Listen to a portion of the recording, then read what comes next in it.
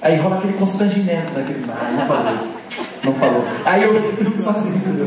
Essa é a graça pra mim. Então, Mariazinha chegou pro Papai Noel e perguntou: Papai Noel, você é o Rominho? Ho.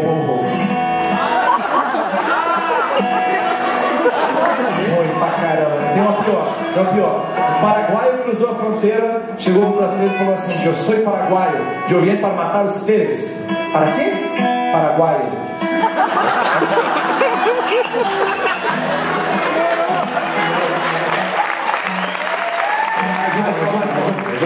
O cara é criador de ursos. O cara passa a vida inteira criando ursos e se aposenta. Qual é o nome do filme? O Exorcista.